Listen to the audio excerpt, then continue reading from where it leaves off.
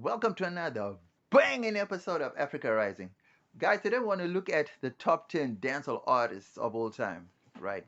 Without further ado, let's get to it. Number 10 gotta be King Yellowman. This man transformed dancehall way back in the 80s into the 90s to what it currently is today. He gets credit for doing what the dancehall artists are doing today. He's the one that actually started their genre, and for one unique thing that he stood out for was probably the first albino to actually take dancehall to the world. For me, number 10, King Yellowman. Right. Number 9, gotta be the fireman, Capleton.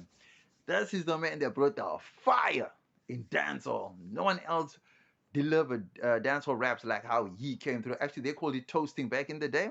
So no one actually did that like the way the fireman brought it. So he's at number 9. At number 8, it's got to be the Munga Honorable. For me, man, the first ever hip hop dancehall artist I ever heard.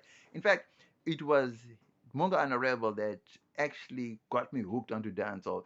His style of rap, mud rap, and then mixing it with hip hop, it just took me in. It just reeled me in like a fish. So right at number 7, it's gotta be Dancehall King Munga Honorable. Right? No, that's at number 8, right? Number 8, Munga Honorable. At number 7, it's gotta be Alkaline. Now, Alkaline, as everyone knows, started off as a clone for Vibes Cartel, and yeah, that's how we got his start. But then he actually dyed his eyeballs black, which turned out to be what do you call those lenses, contact lenses. People thought he had actually dyed his eyeballs black, but they were actually contact lenses, and then actually came out, yeah, but then was seen as a fraud after that. So he's at number 7. Number 6 is gotta be Popcorn, protege of the great Vibes Cartel. Everybody knows who Popcorn is. He's probably the current king of dancehall as we speak right now at the number 1 spot because he's taken it to the world like no one else does. But some people feel like he's going too commercial and not doing that hardcore stuff that he was doing in the beginning. But anyway, he's at number 6. And number 5 has got to be the almighty Beanie Man. He's been doing it since he was a child. He was actually a child star. And if you don't know, he's been doing it way back since the 80s. He's probably the oldest one on this list. You know what I mean? He's been doing it since he was young, you know? So Beanie Man, for sure, he gets the number 1 spot. He gets the number 5 spot. Number 4, Bounty Killer. Lyrically, most people cannot touch this guy because he's lyrically gifted when it comes to the gab. Bounty Killer. He actually murdered Beanie Man in a legendary battle that everyone got to see. So yeah, we think that was one of the best legendary.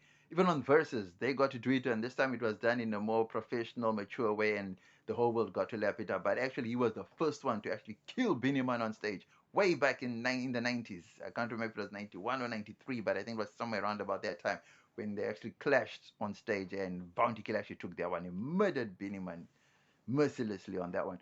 So he's at number 4, is it? Number 4. Then at number 3, we have the one and only Buju. Now, come on. You cannot get any more bigger than this, man. Come on. This is now, we're getting into the billionaire status now. These are the billionaires of dancehall. When I say billionaires, I'm not talking money, but I'm talking in the talent. This is now the billionaire stratosphere now. Buju Banton. Number 3 on the list. Gotta be Buju Banton. Number 2 on the list gotta be the almighty, mighty Shabarangs. Now, Shabarangs is the first artist who actually took dancehall to the world at large. The world became synonymous with dancehall music because of this individual. There's no bigger artist in the world than Shabarangs. He took the world by storm. He actually collaborated with many artists throughout the world, hip hop world, R&B world. He went on tours with Japan. He actually had so many collaborations that they couldn't feature all of them in his documentary, and that was a great surprise. And he was actually signed to Sony Music, and which was a big deal back in the day. He was signed to Epic Records back in the day, which was the same record label as Michael Jackson, believe it or not. And now the number 1 on the list, the king of all kings, undisputed champion when it comes to dancehall, Vibes Cartel. Now, Vibes Cartel, no need to mention who Vibes Cartel is, no introduction for this guy, nothing needed. Work speaks for itself. The man himself is a legend.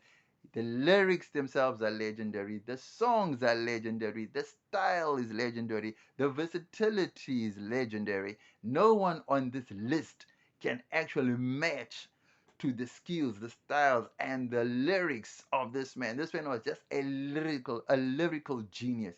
This guy lived, breathed, slept, dreamt, ate, do whatever it was. Dancehall. He was dance. He was the personification of what dancehall is today. Dancehall. That is who Vibes Cartel is. He is Mr. Dancehall. Even if you go to Jamaica, they will tell you number one artist of all time in dancehall is Vibes Cartel, and no one can claim that spot from him, living or dead. Vibes Cartel. He is the undisputed champion of dancehall. Whether you like it or not, whether you want to dispute the facts or not, that is it. It is Vibes Cartel. Holla.